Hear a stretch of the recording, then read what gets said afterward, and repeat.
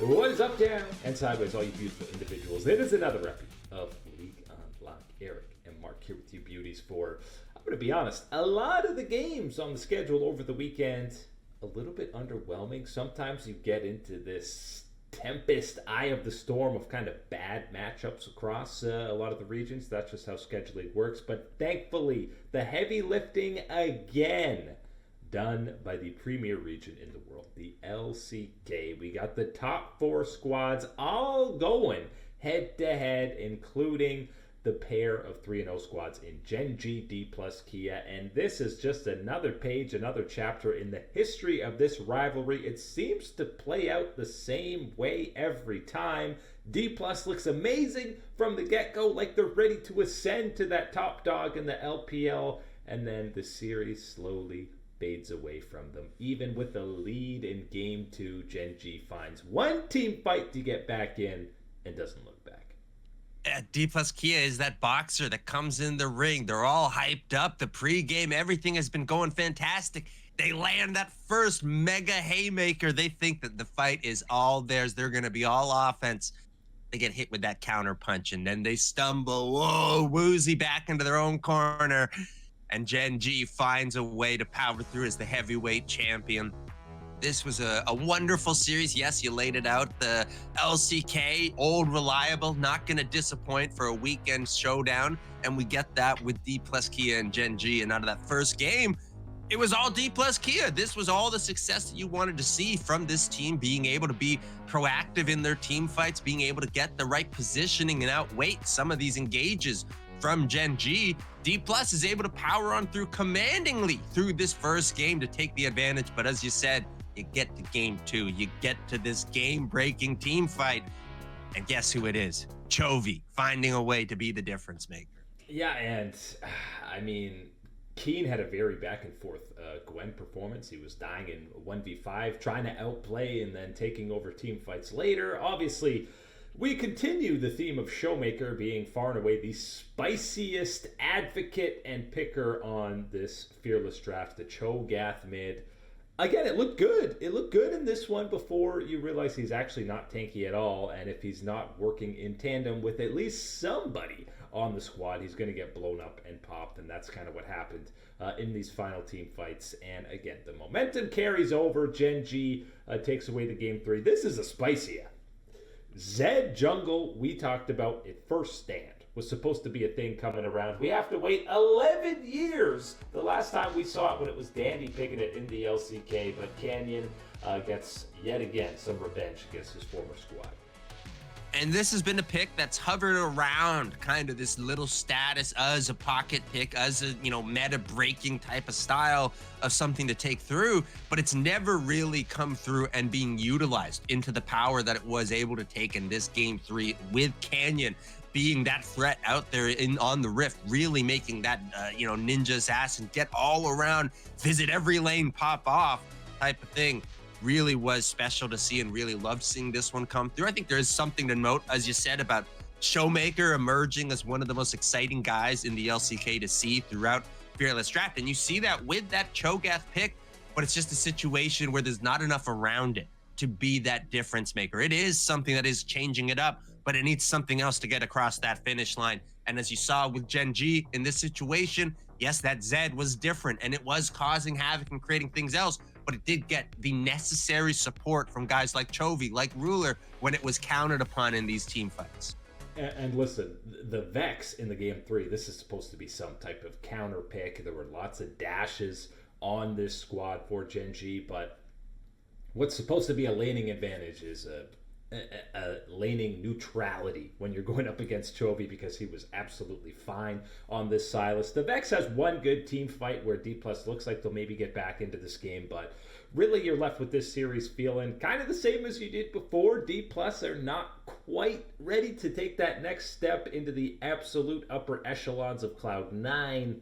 I don't mean the team Cloud9. Cloud9 of LCK teams floating high up there, and GENG, Hanwha, T1, and Dplus all on the hit list. Throw in Nongshim, and they're 4-0 against the top 4 teams in the LCK. You couldn't have asked for better for GENG to start out split 2 here in the LCK to get this type of bounce back against marquee teams like a Hanwha Life continue their dominance against Dplus Kia and GENG as well. T1, excuse me. This has been great from GENG. I think this is a situation where I don't want people to just simply overlook and blow over a squad like DK. I think you saw enough interesting angles, enough pushback from them in this series that you can't count them out on any given day, even against a Titan like GENG. But this absolutely is another one of those feathers that you're slotting into the GENG cap, as they're looking very pretty atop or near the very top of the LCK. Near the very top, because Sleeping Giant did awaken a little bit. Hanwha Life looked like a totally different team than they did in that first matchup against GENG. Part of that, you gotta say, is Zeus really focusing in when he's matching up against that former T1 squad, and you can say, yes, there was some underperformance. Hands down, no question, out of T1. It's not often Faker goes 1-11-5 in a series, as he was a little bit gapped by Zeka, but I'm still putting this more on Hanwha Life woke up angry on the day, because this series was a stomp. There is room to have a fair amount of disappointment and criticism towards T1 on what their response was to how well Hanwha Life was playing. But yes, it really was about the mojo, the energy, the coordination that Hanwha Life brought to the Rift that day, and the determination to take this series as quickly as possible was really evident in this one. And it starts with Zeus in the top side. When you have a guy facing off against his former team, whatever the situation, whether it was drama or, you know, a perfect peaceful handshake goodbye type of thing, there's always going to be that extra motivation to prove yourself, to prove the winner of a situation, whatever type of side thing. And it's important with Zeus, a guy that we know sometimes can go a little bit too far, a little bit trying too much, right? Forcing the hand in a situation. And I like that in this one, he still stayed within it. He still kept himself a little bit restrained, but absolutely you could see that extra motivation and a couple of extra smiles as he's taking down his former T1 members. Yeah, and I think especially in that game too, where he gets a couple of solo kills against Doran. The second game was, of course, the one 23 kills to 3 is where it really got out of hand. But again, 11 deaths for Faker, and Zeka goes deathless. Maybe the biggest one-sided mid-lane matchup where Faker's been on the losing end that I can remember in recent memory.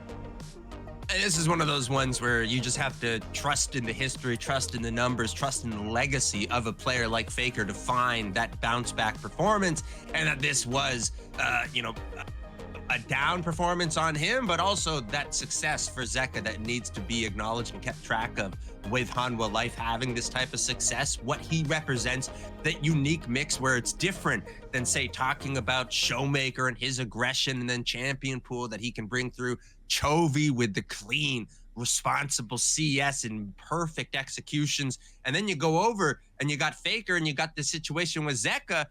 Zeka can bust out a lot of things, but he's not going to necessarily give you that full rundown of CS like Chovy, but he's not so far behind it type of thing like that.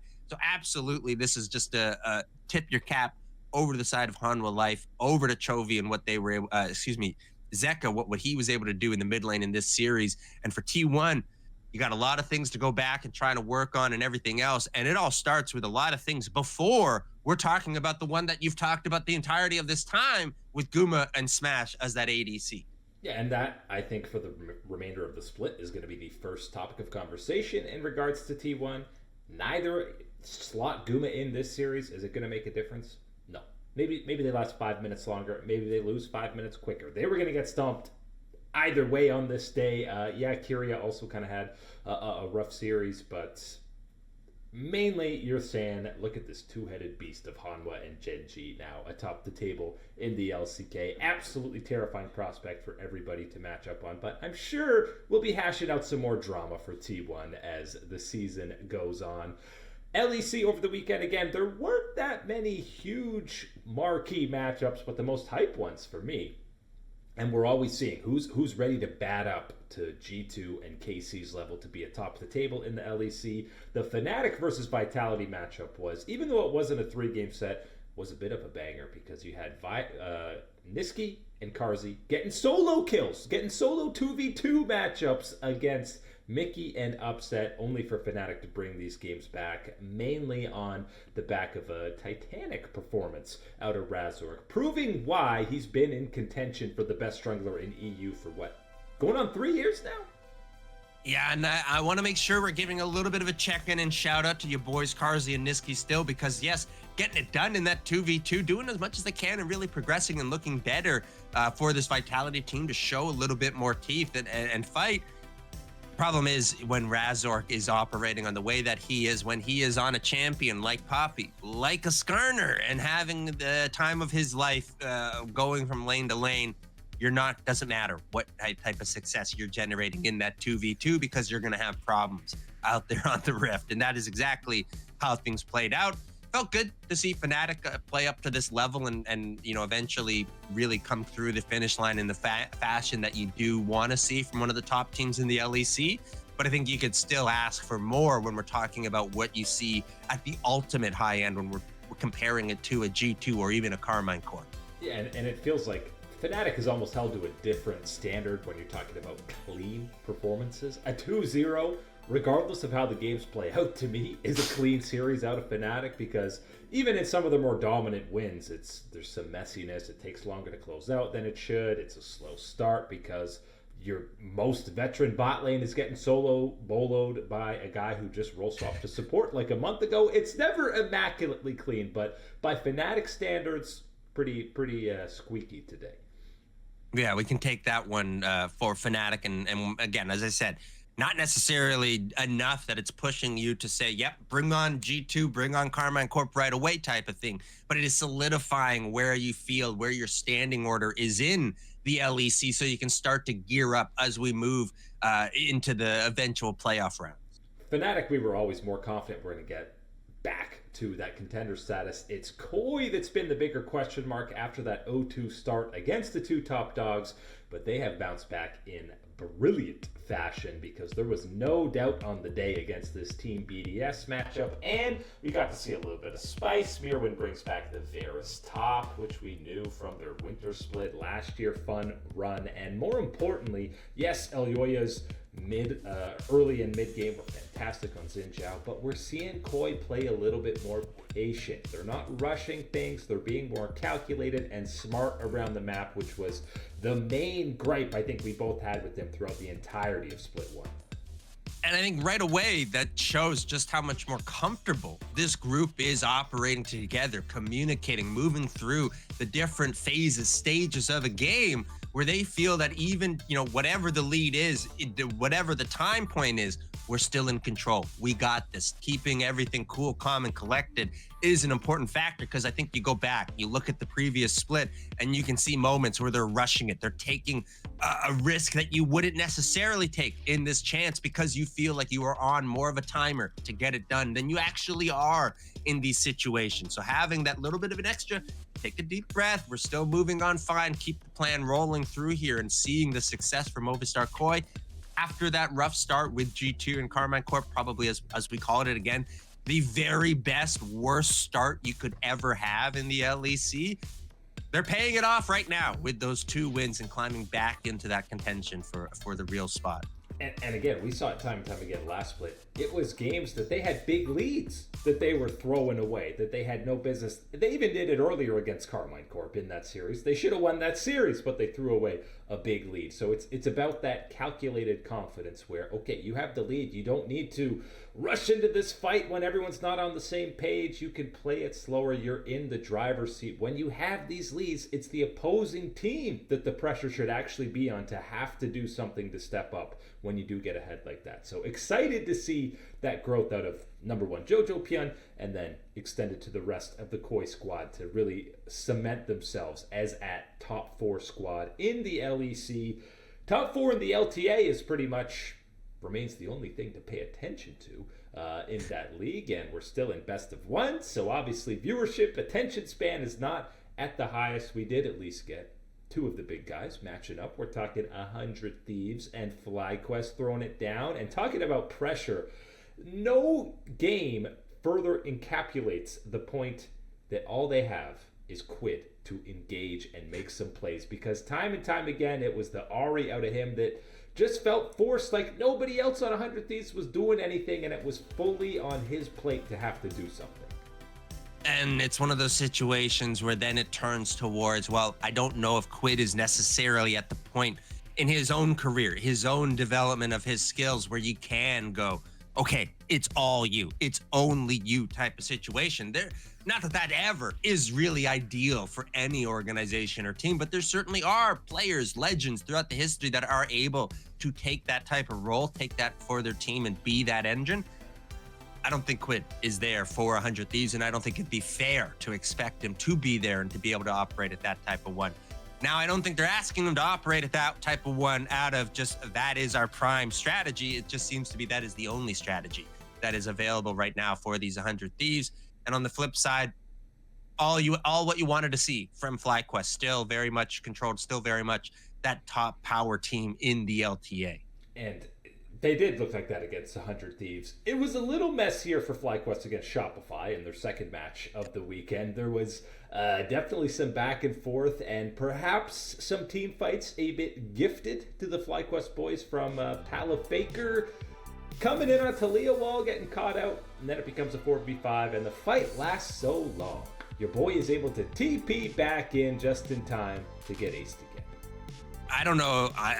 We'd actually, maybe this is time for another top 10, top 5 list down the line in the day. I don't know if I've seen a guy that is more skilled on Talia make more mistakes, more whoopsies on Talia than someone like Palafox, because he's got it. You can see it. He makes some plays. He gets these kills. But then he also dies in ways which you are just like, maybe someone picking up Talia for the first time in ARAM might die like that. Not a guy on the LTA professional stage. That's just what we're getting with Faker and how things are for Shopify Rebellion. Yes, they do put up enough of a fight, but it's still one of those ones where I think at the end of the day, if you are Shopify Rebellion, you're coming away a little bit disappointed at the opportunities passed up that you had in this series to get an upset against FlyQuest. Well, at least they got Ludwig coming in next week for a co-streaming event. Maybe that's the motivation the squad needs to take it to the next level. Hey, anything to bring in some extra eyeballs for the LTA at this point. Shopify already was topping the viewership numbers, so at least they're doing that heavy lifting. Thank you, Brazil, for doing the heavy lifting on that one for Shopify Rebellion. I will say, as we're moving through this one, it certainly is more so evident every single day, every single match, we need to get out of best of ones. Best of ones, I understand there were some type of theories and things about where it would get attention and bring in and retain viewers. It's not working. It simply is not. The investment that you don't get from a series that is these best of ones compared to best of threes with Fearless Draft and everything else that you see in the other regions, it makes the LTA an unwatchable product for so many people. And very difficult to gauge actual power levels from teams. I mean, you had a 3-0 Lion Gaming squad matching up against Team Liquid, and you're saying these are potentially the main threats or rivals to FlyQuest, and it was just kind of an exchange of picks and guys getting caught out throughout this matchup that I didn't feel that much better about Team Liquid beating a 3-0 Lion squad that, again, had beat up kind of the bottom tier squads. Really, what that series made me think is maybe Cloud9 is probably the main actual rival for FlyQuest, because Loki had an amazing 2 games and really seems like the synergy with him and Blabber is now reaching critical mass.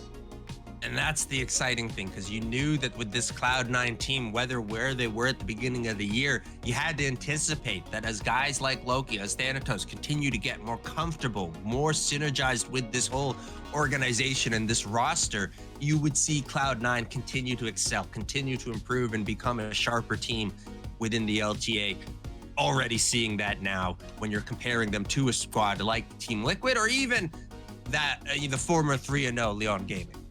But, again, you're beating Skies, Dignitas. You see them, okay, they look great individually. Most of the players on Cloud9 are at a high level, but it's hard to kind of gather that confidence to say, now you're ready for FlyQuest. FlyQuest, let's say, we're obviously putting as that main final boss right now. And Team Liquid, there's definitely been, I feel like they're at a worse level so far than what we saw out of First Stand. And yeah, in case you guys forgot, they were the first team eliminated in First Stand. And it's not olden days of best of one where it's like, okay, well, we can win with this comp, and you know what? We can win with this comp. When we get to a best of series, we can win this game one and we can roll it back, and we can win game two and we can roll it back. It's not going to happen. There's no rolling it back. There's fearless draft that's going to kick in these situations. So you're not necessarily even getting that type of benefit, whether it's as far as the teams, the players themselves, or on the outside looking in from an analysis power ranking type of perspective. Nobody is winning when it is these best of one situation. We can throw this one in the failed experiment tank for the LTA. Luckily, it does feel like it will almost be a new split or season. When we get to these best of threes, we'll see, I think, teams quickly get more gelled, get better, and play at a higher level. I'm hoping so, at least, if you don't want to be the first region eliminated at MSI. Yeah, and again, hosting MSI here in Canada for North America, we better not be on that first ticket out of here. Got to see some improvement here in the spring split. Well, maybe Koi will go and we can get our boy Jojo P. We can say, resident Canadian also on there. Got a little EU flavor. We'll take anything we can get at this point, North America for League of Legends. But yeah, we'll see how things shape up as we move closer towards MSI here in Canada. I'm really not sure that best of threes, when they come in, though, are we really going to see a bump in viewership in the LTA? I don't think that's all of a sudden going to be the saving grace. I think it's going to be, at the very least, enough of a bump in that first week that it's noticeable, that it is a registered change amongst the very diehard people that are paying attention, that are in the loop of these type of things, and have simply just chosen not to invest their time or energy, investment, emotions, everything into the LTA due to the best of one scenario. So I think that is going to be very real. The question is, can you build off of that first week? Can you still keep attracting people, keep bringing that reach broader and broader, and bringing the message of, hey, it's best of threes. Come on, it's more interesting, all these type of things, because you've already lost and tuned out a lot of people seeing that it is best of one at this point. We need some trash talk. We need some storylines interwoven throughout the split to actually get people excited for these matchups, other than seeing a top team beating up on a bottom team. But that is it today for League Unlock. Eric and Mark here with you. Absolute beauties. Thanks for hanging out with us as always. And we'll catch you on that flippity flip.